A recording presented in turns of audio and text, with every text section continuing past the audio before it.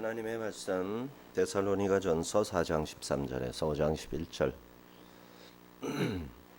데살로니가전서 4장 13절에서 5장 11절 말씀을 한 절씩 교독합니다. 형제들아, 자는 자들에 관하여는 너희가 알지 못함을 우리가 원하지 아니하노니 이는 소망 없는 다른 이와 같이 슬퍼하지 않게 하려 함이라.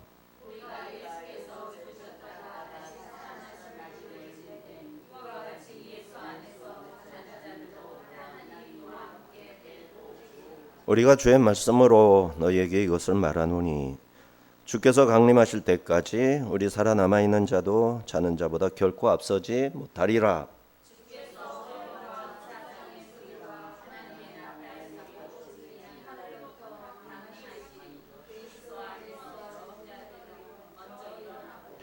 그 후에 우리 살아남은 자들도 그들과 함께 구름 속으로 끌어올려 공중에서 주를 영접하게 하시리니 그리하여 우리가 항상 주와 함께 있으리라.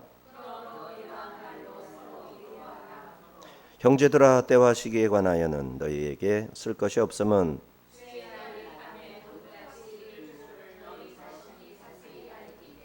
그들이 평안하다 안전하다 할 그때에 임신한 여자에게 해산의 고통이 이름과 같이 멸망이 갑자기 그들에게 이르니 결코 피하지 못하리라.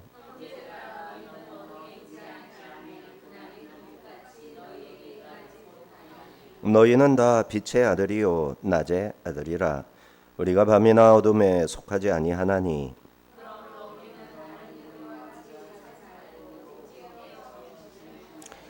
자는 자들은 밤에 자고 취하는 자들은 밤에 취하되 우리는 낮에 속하였으니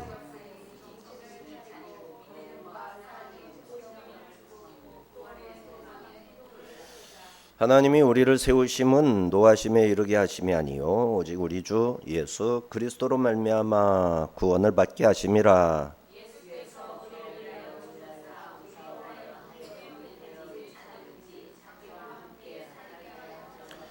그러므로 피차 권면하고 서로 덕을 세우기를 너희가 하는 것 같이 하라. 데살로니가 교회는 참 모범적인 교회임에도 불구하고 몇 가지 고민이 있었죠. 먼저 얘기한 게 유대 교사들이 와가지고 바울의 복음과 다른 유대주의적 율법을 지키라. 또 유대인과 함께 연합을 해야 된다. 말하자면 할례를 받아서 유대인이 되어서 예수를 믿어라. 이런 거죠. 그 다음에는 이제 3장 4장에서 말했던 거룩의 문제죠. 문화가 너무 퇴폐적이고 심지어는 글라우디오 황제의 세 번째 부인은 신에게 봉산답시고 밖에 나가서 창녀짓을 하고 많이 남자들과 관계를 맺는 게 신들에게 충성하는 거다. 이거를 떠벌리고 자랑하고 이 정도로. 그러니까 데살로니가 성도들은 문란하기 짝이 없는 거예요. 그래서 이 문제를 해결해 줘야 되는 거예요. 그 다음에 문제가 이제 너무나도 짧은 기간에 교회를 세운 문제도 있었지만 그걸로 인해서라도 뭐가 있었냐면은 바울 사도의 충분한 설교를 듣지 못하고 바울 사도는 임박한 종말을 얘기해서 자기 생애에 예수님 오실 거다 이렇게 생각을 한 거예요. 왜냐하면 예수님의 설교 속에 예루살렘의 멸망과 예수님의 재림을 구분하지 않고 섞어서 예수님이 설교를 했거든요. 그러니까 이 예수님의 설교를 바울 사도도 이제 그걸 구분해서 했겠죠. 하지만 그것을 듣는 사람들은 바울 사도가 이해한 100%를 이해하지 못하죠.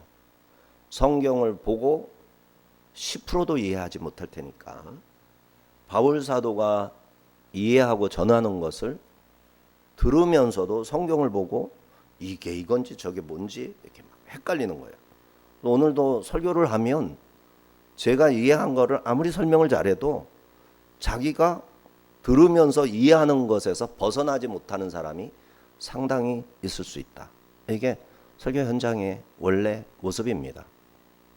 가르치는 대로 배워서 아는 그런 지식이 아니에요. 성경 지식은 성령이 가르쳐줘야만 따라갈 수 있는 지식이기 때문에 성령에 대해서 내가 관심이 모해지고 성령을 향한 사랑이 내 속에서 식어버리면 성령으로부터 배우는 게 없어지기 때문에 들어도 뭔 말인지도 모르는 거예요.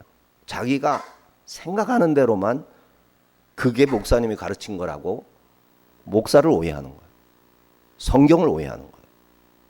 자기가 성령에게 가르침을 받지 못한 것은 성령에 대한 믿음과 사랑이 없어서임을 깨닫지를 못하는 거예요.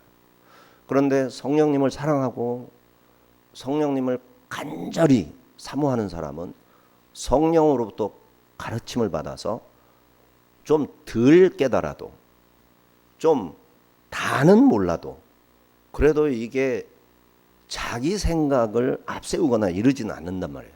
조금 알아냈을 뿐이지 그거를 자기 생각을 따라서 목사가 이렇게 설교했다. 성경이 이렇게 기록되어 있다. 이러지는 않는다는 거예요. 이게 여러분 이게 지극히 당연한 일입니다. 감히 누가 자기 생각과 자기 지식으로 성령의 도움 없이 목사의 설교를 들으면서 그걸 깨달았다 말하는 오만함을 그 같은 오만함을 알 수가 있겠어요.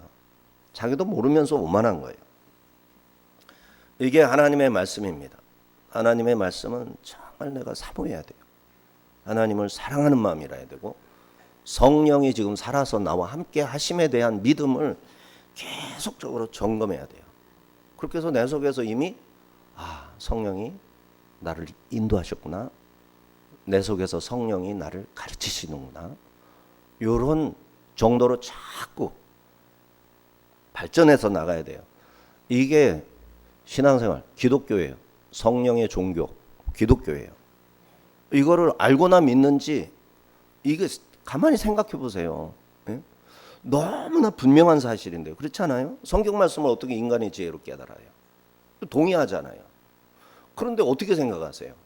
내가 성령님께 온전히 의지하고 사모하고 성령의 가르침에 아멘 아멘 아멘 아멘 하면서 말씀을 대하고 있는지 아니면 그냥 내 지식이나 내 습관대로 하나의 지식을 얻는 정보로서 듣고 있는지 그렇게 듣고 내가 설교를 잘 들었다고 생각한다. 이게 보편적인 현상이다. 그래서 바울 사도는 데살로니가 교회에 그러한 문제에서 제일 핵심적인 게 주의 재림의 때와 시기에 대한 것이었다라는 것을 여기서 말씀을 합니다. 자, 재림 전에 죽은 자들은 구원에서 제외될 것이 아니겠나. 재림 전에 예수님이 오시기 전에 죽었어. 야, 이거 구원받았을까? 구원받지 못한 거 아닐까? 이런 걱정을 하는 거예요. 그래서 슬퍼하는 거예요. 잘못된 일이죠. 그래서 오늘날에도 일찍 죽는 사람, 이걸 뭐 비명행사다, 약관의 나이도 이르기 전에 죽었다, 이거를 뭐라고 그러졌다. 다 잊어버렸네. 객사도 있고 무슨 사도 있고 다 있으면 이렇게 죽은 사람은 벌을 받거나 운이 없거나 불행한 사람이다. 이런 생각을 가지고 신앙생활을 다 해요. 이거는 세상에서 배운 생각이에요. 성경에서는 장수한다. 부모를 공경한 자는 장수한다. 이런 말씀이 없는 건 아니에요. 있어요. 장수는 하나님의 축복이에요. 하지만 그 말씀만 있는 게 아니라 더 많은 말씀은 죽음을 극복하는 믿음에 대해서, 인내와 이김에 대해서, 죽는 것이 이기는 거라고 그래요. 순교하는 게 이기는 거라고 그런다니까. 요한계시록의 주된 가르침이에요. 오늘날도 마찬가지예요. 예수님의 이름으로 내가 저주를 받고 공격을 받고 조롱을 받는 거, 이게 이기는 거예요. 이거 알아야 돼요. 그러다가 죽으면 대승리인 거예요. 대승리. 큰 이김을 이기는 거예요. 예수님의 말씀을 종합해서 한마디로 쭉 풀어가다 보면 하늘의 밀이거든. 하늘의 밀. 땅에 떨어져 죽어야 많은 열매를 맺는 거예요. 예수님이 나를 따르라, 나를 본받으라 했을 때 그 본이 뭐냐고.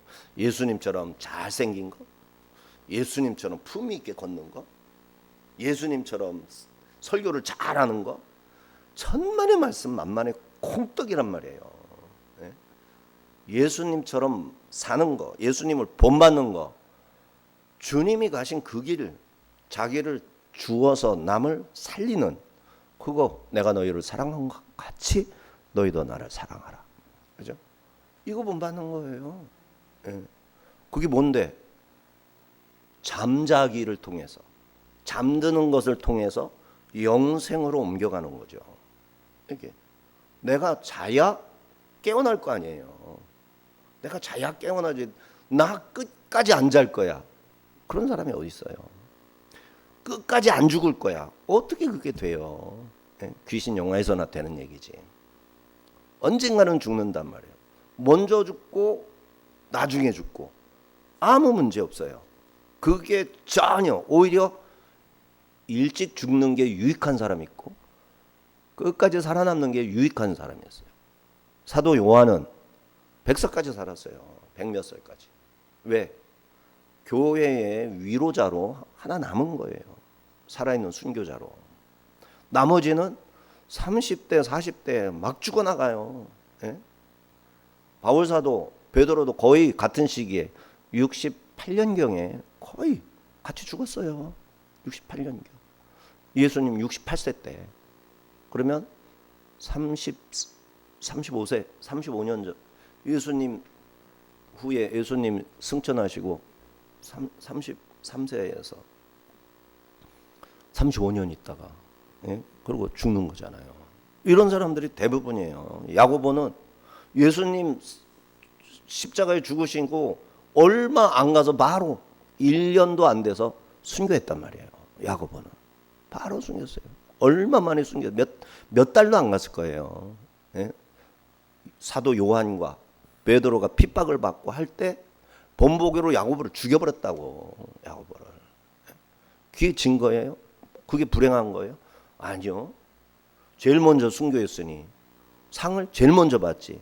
제일 큰 상은 뭔지 모르지만 제일 먼저 받는 상이지. 이렇게 되는 거라고.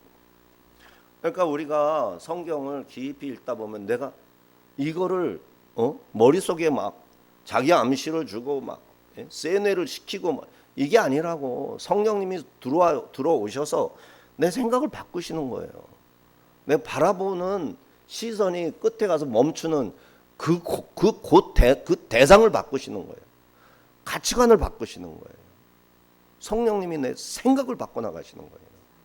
그렇게 해서 거룩한 지식도 쌓이는 거고 영적인 사람으로 거듭거듭 태어나는 거고 성장해가는 거예요. 자, 오늘 본문은 그리스도의 재림과 이에 임하는 성도의 삶을 교훈합니다. 죽은 자의 부활을 오해하는 자들에게 답도 주고 남은 자들이 어떻게 준비하는 삶을 살 것인가 말합니다. 바울은 먼저 죽은 자들을 잠자는 자 이렇게 부르면서 그들의 죽음은 영혼의 끝이 아니다. 영혼으로 가는 문을 통과한 거다. 이런 방식이죠. 13, 14절 형제들아 자는 자들에 관하여는 너희가 알지 못함을 우리가 원하지 아니하노니 이는 소망 없는 다른 이와 같이 슬퍼하지 않게 하려 함이라. 우리가 예수께서 죽으셨다가 다시 살아나심을 믿을진대 이와 같이 예수 안에서 자는 자들도 하나님이 그와 함께 데리고 오시리라. 톤코이모 메논 자는 자, 죽은 그리스도인들의 상태를 잠시 자는 상태다. 잠시. 하루가 천년 같고 천년이 하루 같으니까 뭐 천년 대 1년은 1대 1000인데 365일이잖아요. 1년에 365 곱하기 1000 36만 5천 대 1이에요. 36만 5천 대 1의 이 비율의 시간이라고. 이 엄청난 비율의 시간대가 하나님과 우리 사이의 시간 개념의 차이예요. 그러니 얼마나 잠시냐고. 우리의 인생 자체가 너무나도 잠시인 거예요. 데살로니가 교회는 주의 재림을 오해하는 자들이 있었는데 유대인들은 죽음을 잠자는 것으로 유대인들도 표현을 했어요. 바울도 자는 자 이렇게 했고요. 믿는 자들에게 죽음은 잠이다 이런 뜻이죠. 그러므로 불신자들처럼 죽었다, 끝났다, 없어진다, 소멸했다, 다시는 못 만난다 이런 생각으로 슬퍼하지 말아야 됩니다. 내세에 대한 소망, 주의 재림 후에 어떻게 될 것일까? 요거를 생각하는 거예요. 누가 죽으면 자는 거구나. 요거를 내가 한 번 더 생각하게 되고, 언제 깨지?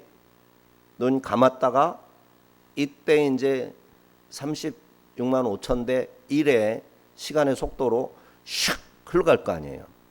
그런 비율의 시간대로 확 흘러가는 거예요. 그러니까 순식간에 눈 뜨는 거예요. 죽자마자 눈 뜨는 거예요. 그 사이가 인간에게는 1000년일 수도 있고 100년일 수도 있고, 그 시간은 하나님이 부르시고 임재하시는 그 시간과의 차이 숫자죠.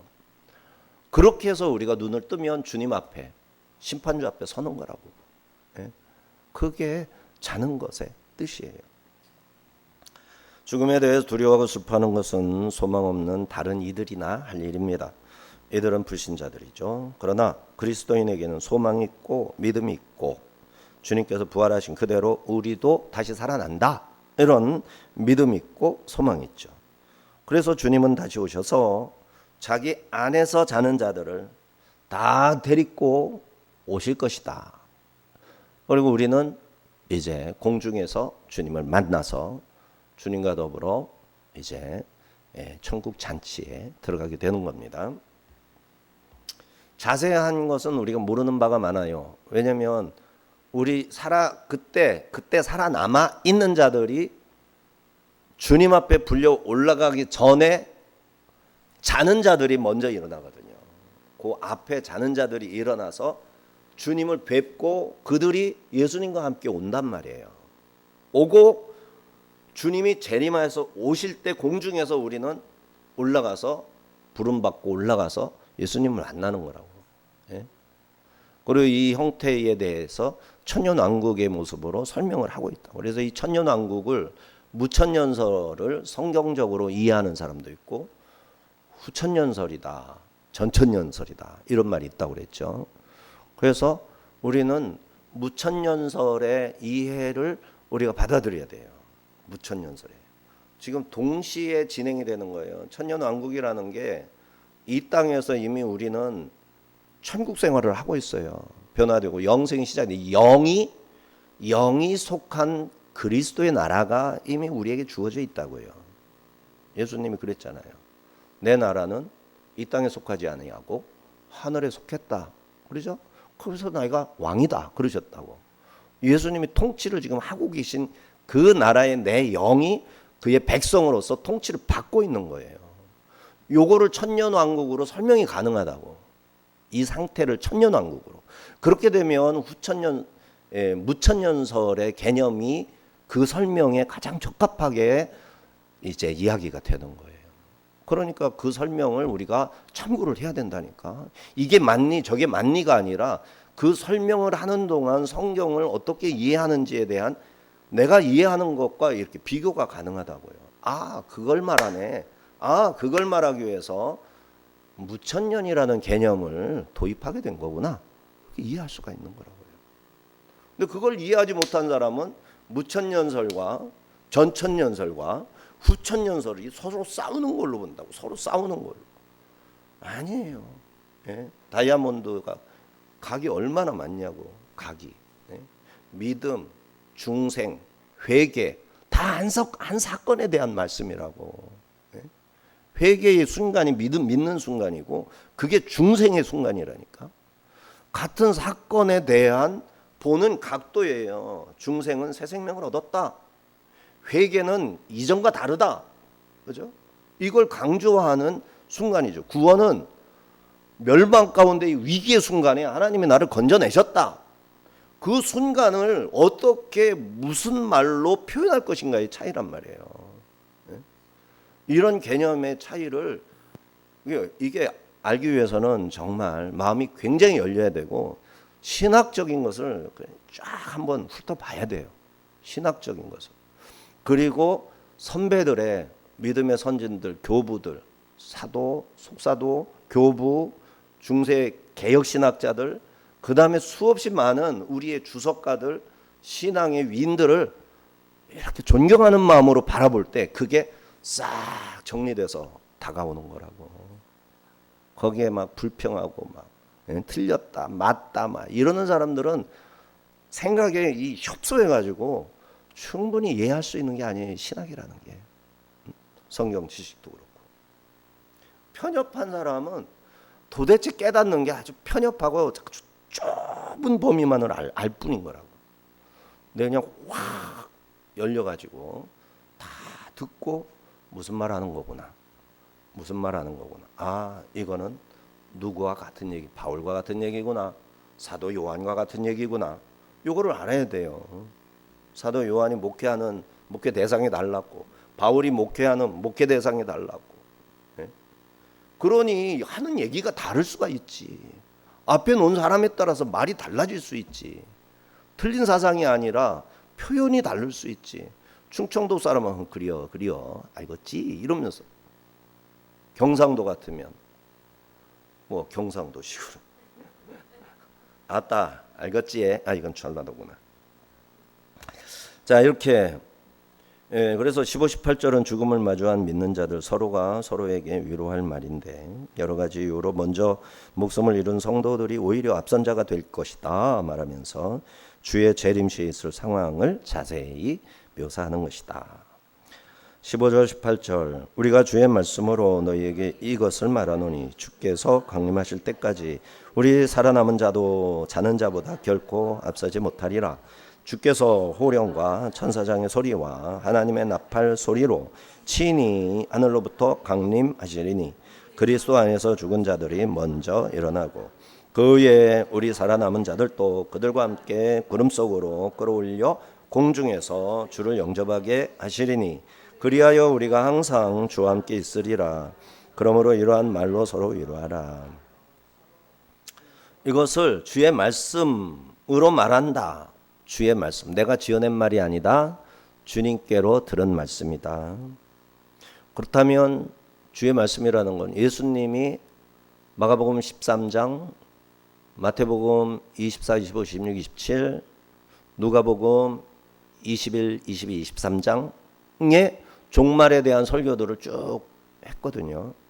그때 제자들이 들었다고. 바울도 제자들로부터 들었고 예수님으로부터 개인 사사도 받았고 그런 어떤 말씀 중에 하나라면 주의 말씀이라 할 수 있고 또 바울은 3층 천에 올라간 사람이잖아요. 예수님을 만나가지고 예수님한테 직접 계시를 받았어요. 하늘에 올라가서 요한처럼 올라가서 요한은 그것을 계시록에다 기록을 했지만 사도 바울은 계시록을 쓰지 않았어요. 서신서에다가 내가 그런 적이 있다. 요 정도까지만 딱 기록했다고. 그러니까 예수님을 만난 사람이 현 시대도 있을 수 있어요, 없어요? 있는 거예요. 그분에게는 있는 거야. 우리는 확인할 방법이 없지. 내가 안 가봤으니까. 내가 예수님을 하늘에 올라와서 본 적이 없는 사람이니까. 그 세계를 이해하지 못하지. 그러나 갔다 온 사람을 만났을 때 이 사람이 진실인가 거짓인가 사단적인 말인가 성령의 말인가 성경 말씀과 다른 얘기를 하나 같은 말을 하나 이런 걸 통해서 우리가 어느 정도는 알아들을 수가 있죠. 바울은 3층 천에 올라가 주를 뵌 사람입니다. 주님께서는 주의 강림하실 때까지 살아남아 있는 자가 먼저 먼저 죽은 자가 결코 앞서지 못할 것이다. 끝까지 살아남았으니 야 나는 복되다. 나는 장수했다. 그럴 일이 아니다 라는 거죠. 순교 등의 이유로 먼저 죽은 자가 오랫동안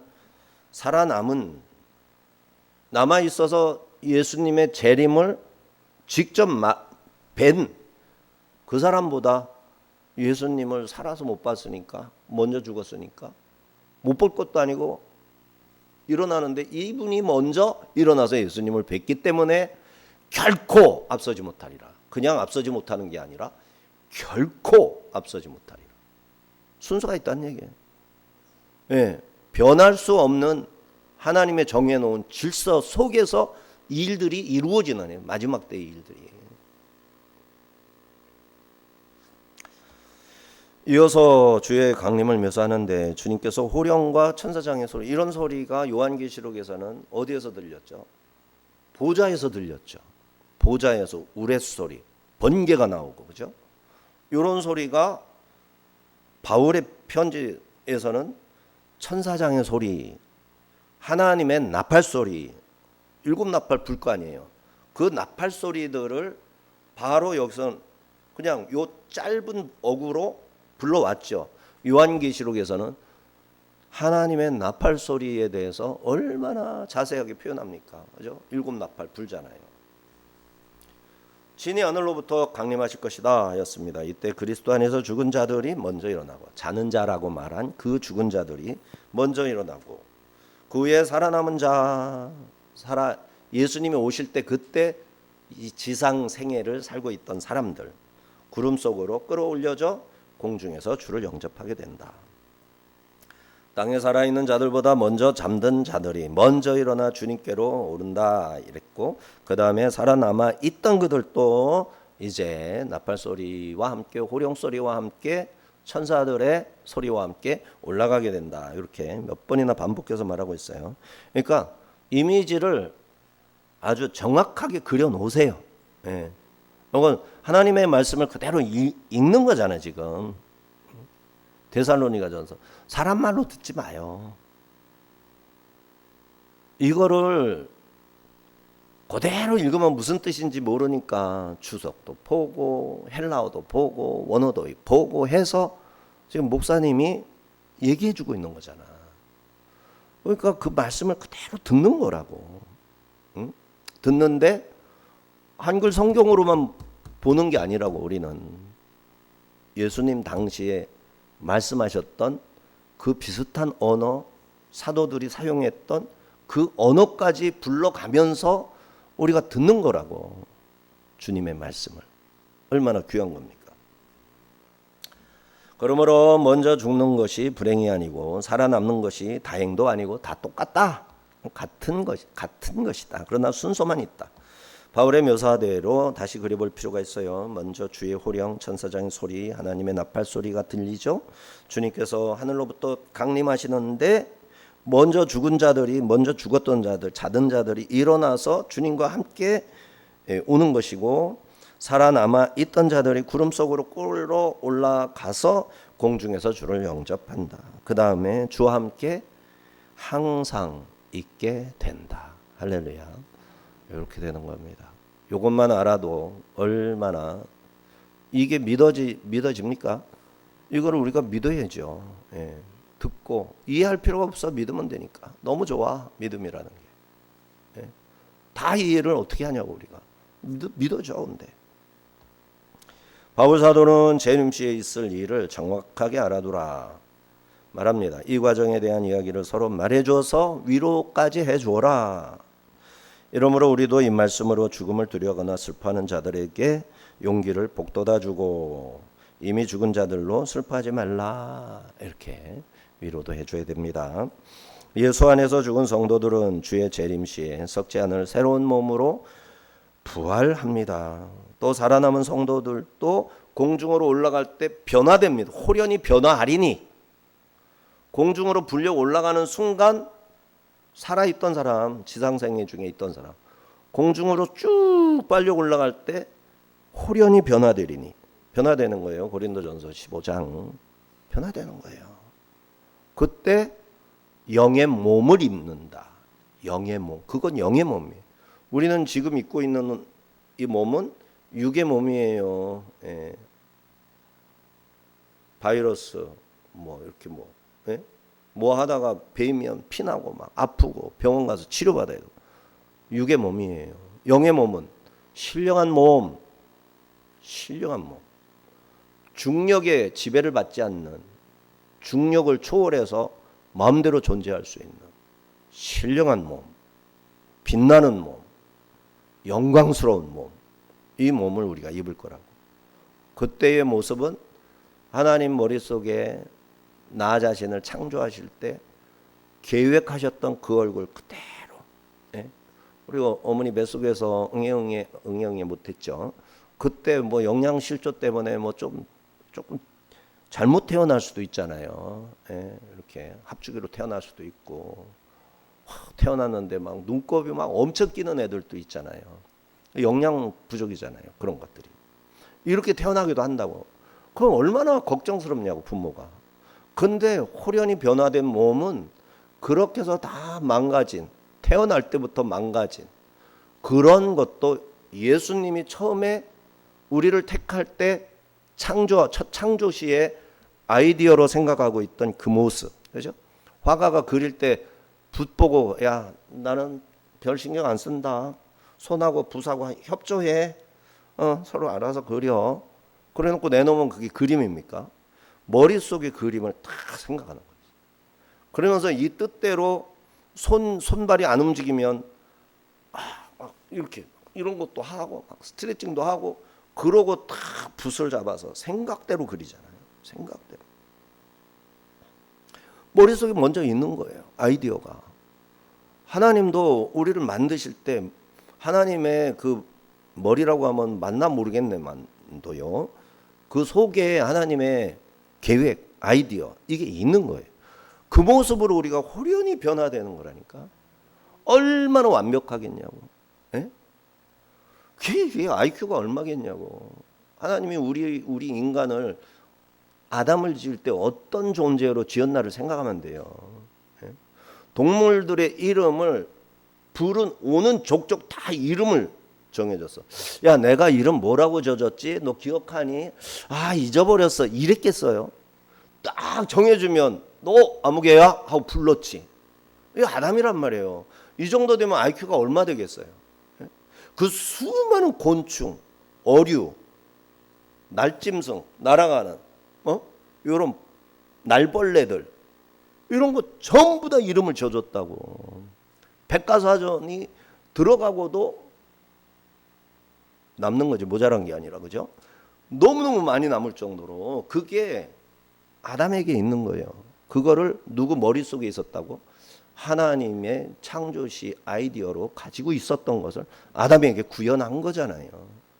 근데 그게 죄로 말미암아 싹 잘려나갔는데 그중에 가장 중요한 기능이 마비되고 죽어버리고 기능을 못하게 된 게 뭐예요?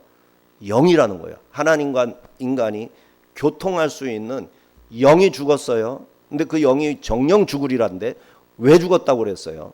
선과 악을 내가 결정하고 내가 생각하는 것이, 내가 말하는 것이 선이고 내가 생각한 것이 악이고 하나님이 정해준 거 나는 거부할 거야. 이거를 선악을 알게 하는 나무의 열매라는 뜻이 그거잖아요. 그거를 먹는 순간 작동되기 시작하면서 죄인으로 정죄되기 시작했던 거죠.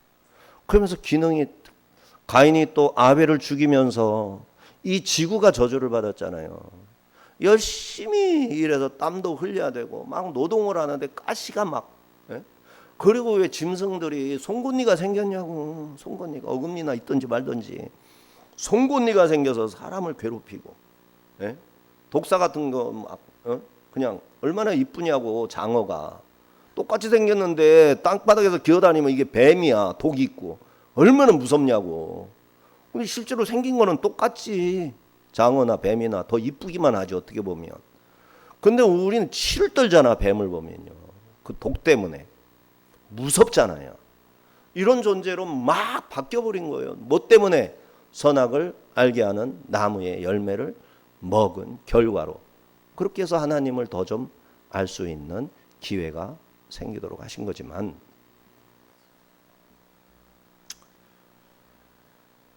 자, 이렇게 얼마나 하나님의 그 계획이 우리 변화된 몸이 올라가고 이런 것들이 소망이 되고 위로가 되는 말씀입니까?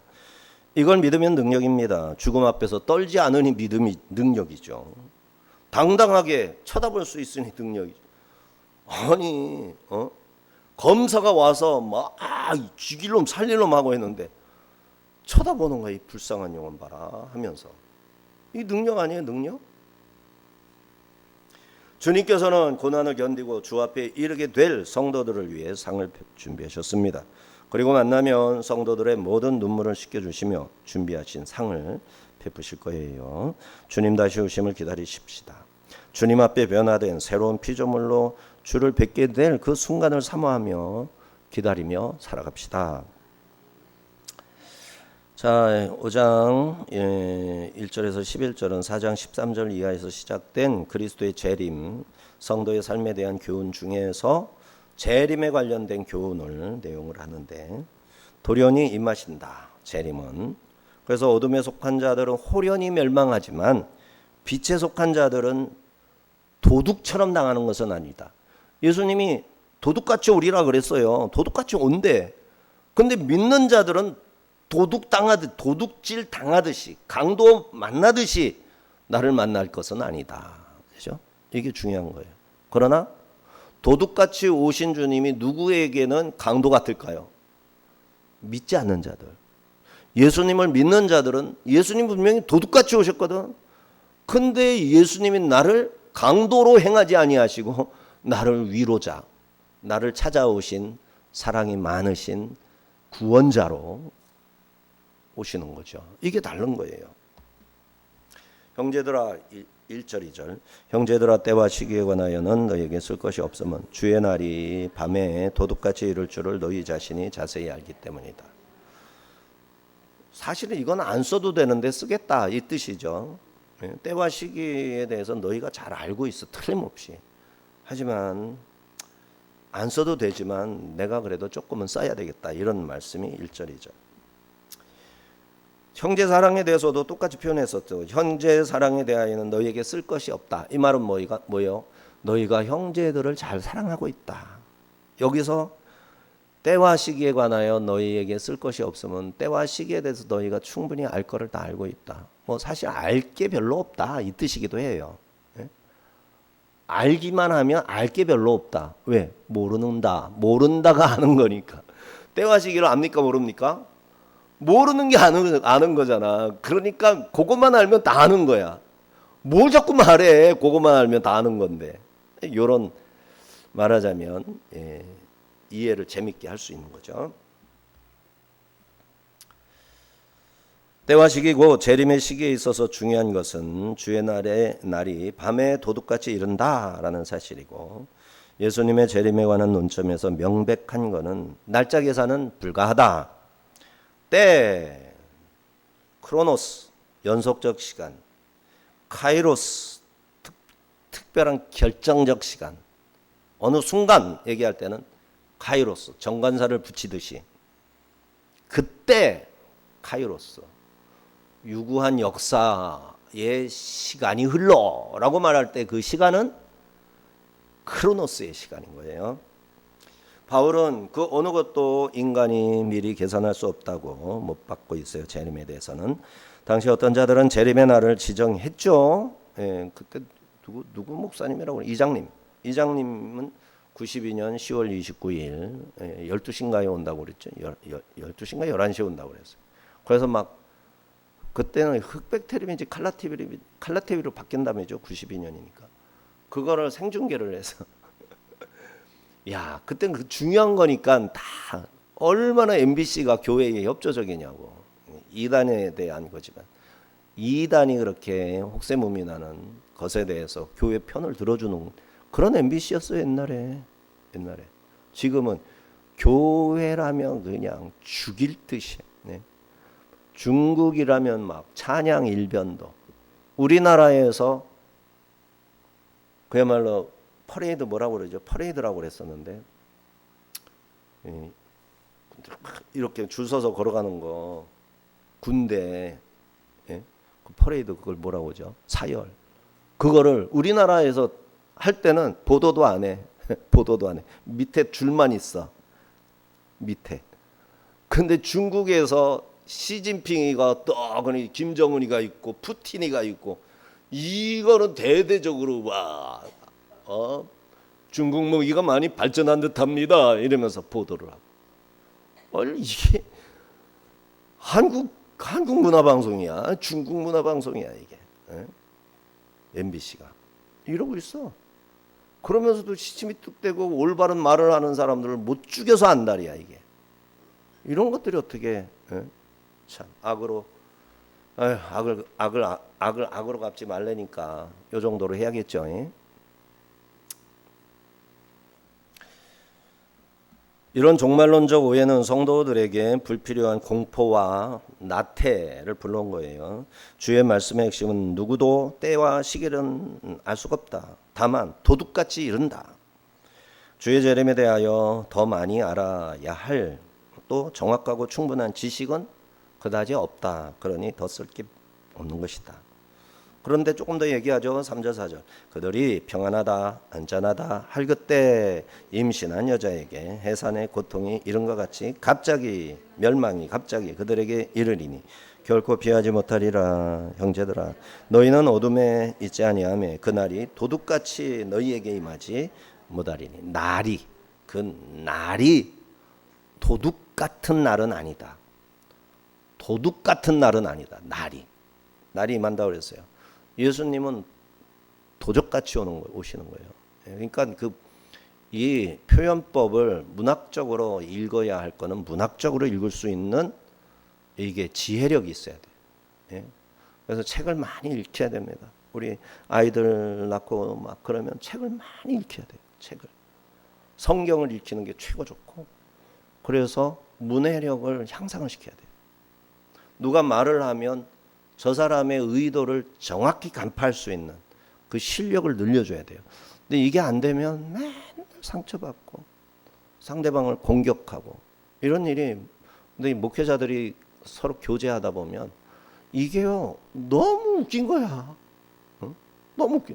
아니 어떻게 목사들끼리 서로 교제를 하는데 이렇게 대화가 안 통할 수가 있을까? 이 말을 하면 주제를 바꾸려면 주제를 바꿀 이유가 있어야 되고 바꾼다는 표시가 있어야 되잖아. 드립다 주제를 바꿔버려. 여지까지 말하는 사람은 벙쩍. 이런 식의 대화법. 이 얼마나 책을 안 읽고 얼마나 남의 말에 귀를 기울이지 않았으면 이런 현상이 발생하냐고. 이런 현상이.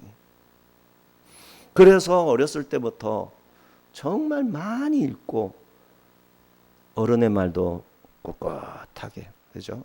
잘 들을 수 있는 이런 문해력,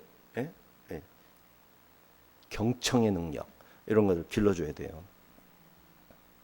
형제들아 너희는 어둠에 있지 아니하며 그날이 도둑같이 너희에게 임하지 않으리라. 핵심이죠. 너희도 아는 바니 만일 집주인이 도둑이 어느 시각에 올 줄 알았더라면 깨어 있어 그 집을 뚫지 못하게 하였으리라. 이러므로 준비하고 있으라. 생각지 않은 때 인자가 오리라. 그러니까 도둑같이 오리라라는 것은 도둑놈 복장을 하고 임꺽정처럼 털복숭이가 돼가지고 여기다 뭐 뚫어매고 왜 하고 나온다는 게 아니라 뭐라는 거예요? 생각지 않은 때에 인자가 오리라. 근데 우리는 생각지 않은 때에 오시는 것이 아무렇지도 않아. 왜? 미리 준비를 했기 때문에. 그렇게 오실 거를 알았기 때문에. 그래서 어느 때 오셔도 오케이 우리 예수님. 그리고 예수님이 자신을 속여서 오시지 않는다고. 나야 알지요 이렇게 오시기 때문에. 누구세요? 어디서 뵌 듯? 이게 아니야.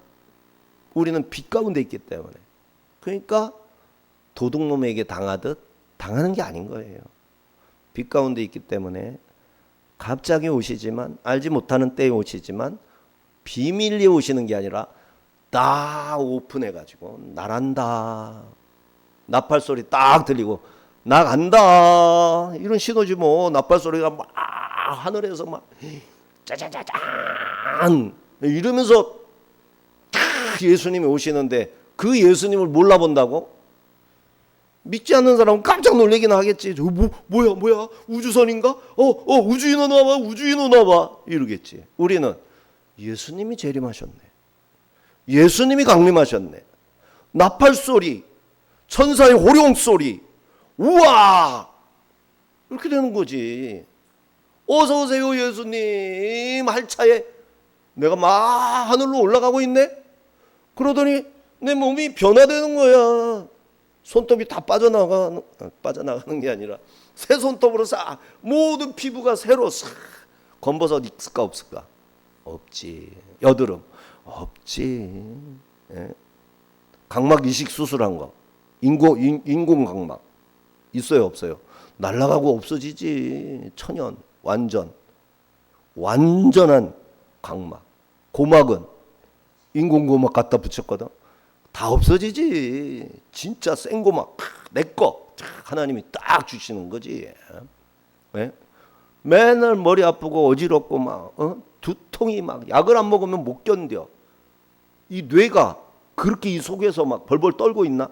아니에요. 퉁퉁 분 뇌가 아프다고 아야아야 하잖아요. 근데 올라가면서 싹 변하는 거야. 뇌가 그냥 팽팽 돌아가 이게. RPM이 얼마인지를 모르겠어. RPM이. 주님은 도적이 밤에, 그러나 어느 날 밤인지 몇 시경인지 모르지만 밤에 오시니 깨어 있어야 한다 강조하셨습니다. 다들 생각지 못할 때 오시겠다고 밝히셨습니다. 그러므로 믿음으로 이때를 기다리는 자에게만 주님의 재림이 구원이 될 겁니다. 바울은 여기서 주의 말씀을 임산부와 도적을 비유로 두 가지 비유를 든 거예요. 임산부는 고통에 대한 거죠. 해산의 고통이 임산부에게 오는 것처럼 고통의 빈도수죠. 프리퀀시, 빈도수. A 꼭지에서 B 꼭지까지 거리가 여기에서 여기까지의 거리가 자꾸 좁혀지다가 하고 응애 하는 것 같아요. 제가 생각해 보니 내가 잘은 모르지만.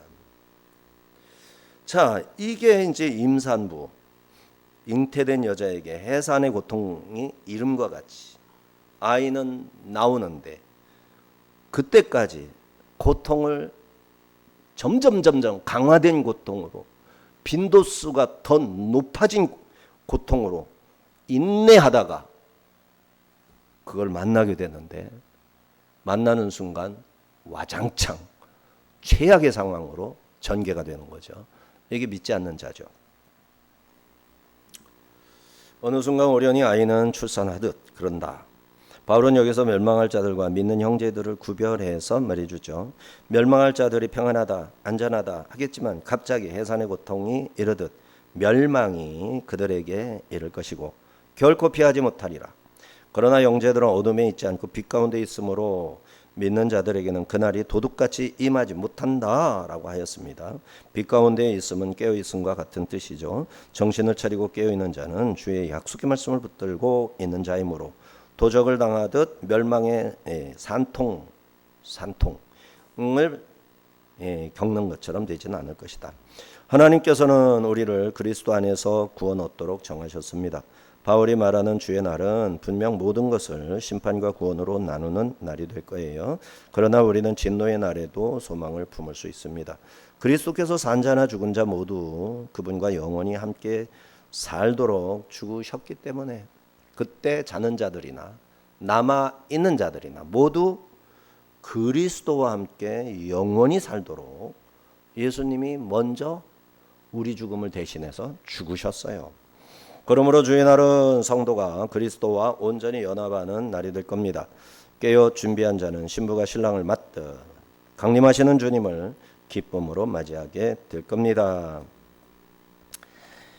자, 5절 11절입니다. 7절까지. 너희는 다 빛의 아들이요 낮의 아들이라. 우리가 밤이나 어둠에 속하지 아니하나니 그러므로 우리는 다른 이들과 같이 자지 말고 오직 깨어 정신을 차릴지라. 자는 자들은 밤에 자고 취하는 자들은 밤에 취하되. 그리스도인들은 과거 어둠에 속했었죠. 그러나 이제는 빛의 아들로 완전히 새로운 피조물 되었습니다. 새로운 정체성의 선포를 하고 있어요. 빛의 아들 됨, 휘오이, 포토스 잊지 말아야 됩니다. 어둠에 속하였을 때는 죄의 지배 아래 사망의 종로로 됐지만 이제는 빛의 아들로 은혜 안에 자유자가 되었습니다. 바울은 데살로니가인들에게 너희는 다 빛의 아들, 낮의 아들, 어둠에 속한 게 아니라 단호하게 선언합니다.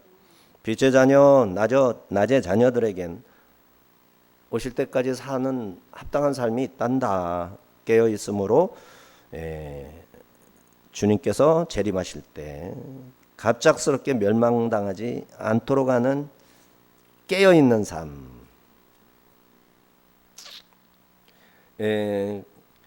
그레고리인, 그레고리 성가 깨어 있다, 경성하다, 이런 고레인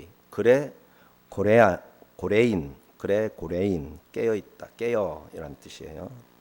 그러나 어둠에 속한 자들은 주님 오실 때 잠들어 있을 것입니다.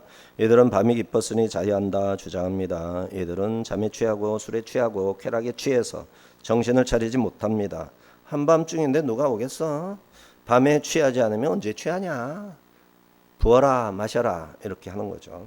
이는 어둠에 속하여 하나님에게서 떠났고 진리를 대적하는 자들의 삶에 대한 묘사입니다.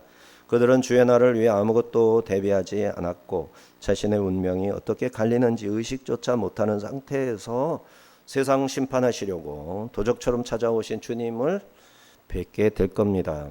그들에게는 안 된 일이죠. 주님은 한밤중에 오십니다. 새벽이 아직 이르지 않은 가장 깊은 밤, 모두가 잠자고 있을 때입니다. 세상에 속한 자들, 어둠에 속한 자들, 이 시간 모두가 취해 있는 것이죠. 술 취한 자는 주를 알아보지도 못하고 올바른 판단도 못하죠. 그릇된 생각과 그릇된 행동을 거듭할 뿐인 것이에요. 8절 9절 우리는 낮에 속하였으니 정신을 차리고 믿음과 사랑에 호심경을 붙이고 구원의 소망에 투구를 쓰자. 하나님이 우리를 세우심은 노하심에 이르게 하심이 아니요 오직 우리 주 예수 그리스도로 말미암아 구원을 받게 하심이라. 자, 경계를 게을리하는 군인들 안 되죠. 그러면 성도도 주의 재림을 모든 일상 속에서 의식하면서 모든 종류의 방탕을 경계하며 절제하는 삶을 살아갑니다. 이처럼 깨어 근신하는 삶, 주의 나를 향한 믿음과 사랑과 소망으로 무장할 때 가능한 것이죠. 에베소서 6장의 믿음의 이제 호심경과 영적 무장에 대해서 우리 잘 알고 있는 말씀이죠. 자, 이제 9절의 말씀은 하나님께서 그리스도인들을 세우신 목적이 뭔지 말씀하십니다. 우리를 부르심은 거룩하게 하심. 우리를 세우심은 뭐라고 그랬죠? 우리를 부르심은 거룩하게 하심. 우리를 세우심은 구원 받게 하심. 이렇게 4절 7절과 여기 5장 9절이 대비가 되고 있죠.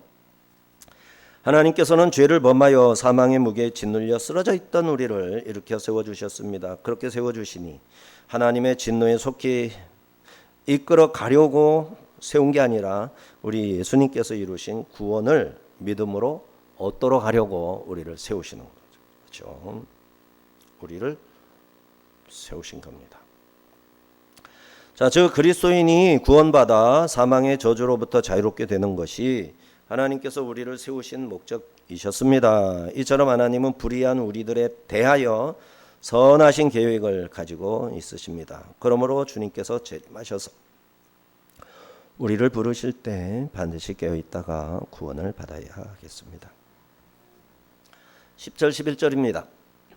예수께서 우리를 위하여 죽으사 우리로 하여금 깨어 있든지 자든지 그러므로 피차 권면하고 서로 덕을 세우기를 너희가 하는 것 같이 하라. 자, 예수님이 자신을 죽음에 내주심으로 죄인된 우리를 구원하셨습니다. 그 결과 우리는 주와 함께 살게 되는 거고요. 살아있는 우리가 성령을 통해 주님을 모시고 주와 함께 살아가고 있는 상태, 요거를 지각하고 감사하면서 누리는 삶을 살아야 되겠어요.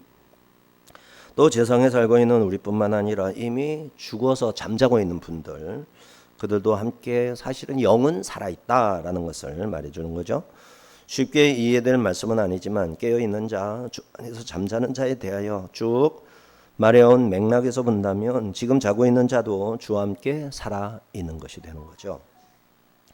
이 말씀을 믿는 자들은 주와 함께 살아가고 있다는 사실에 입각해서 거기에 어울리는 삶을 살아야겠습니다. 11절 말씀처럼 믿는 사람끼리는 피차 권면해 줄 수 있는 관계를 유지해야 된다. 믿는 사람인데 마음이 다쳐서 이게 안 된다면 해결을 해야 되겠죠. 서로 덕을 세워야 할 것인데 이는 데살로니가 교회의 성도들이 잘 하고 있는 일이라 했었어요. 이 말씀대로 그리스도인들은 서로 덕을 세워야 합니다. 그런데 상대방의 입장에 설 수 있어야 덕을 세울 수 있죠. 내 입장만 생각해 가지고는 덕을 세울 수 없어요. 상대방의 입장을 생각하는 힘이 곧 영역이에요. 그게 영성이에요. 세상 사람들은 계산하기 위해서, 내가 피해를 덜 보기 위해서, 또 의사들은 내가 잘 고쳐야 유명한 의사 되고 월급도 받으니까 순수하게 사람을 살리기 위해서 그 입장에서 생각하는 의사도 물론 있고요. 그러나 성도들은 기본이에요. 그게 기본. 상대방의 영혼을 살리기 위해서 그 입장에 서보는 거예요. 즉 남이라 하며 간섭하기를 주저하지 말고 그가 어떻게 해서 주님께 영광을 돌릴 수 있을지를 헤아려 본 다음에 그를 돕는 일이 무엇인지 적극적으로 나서야 하겠다라는 겁니다. 성도의 죽음은 잠시 잠든 것이다 라고 했습니다. 주의 재림시 반드시 다시 살아납니다. 그러니 슬퍼하지도 두려워하지도 말라고 했죠. 또 재림의 때는 주님만 아시고 멸망할 자들에게는 해산의 고통처럼 갑자기 임할 것이지만 빛의 자녀들에게는 도둑같이 오지는 않을 것이다 했습니다. 또 성도들은 빛의 자녀답게 깨어 근신하며 서로를 세우는 삶을 살아야 할 것입니다.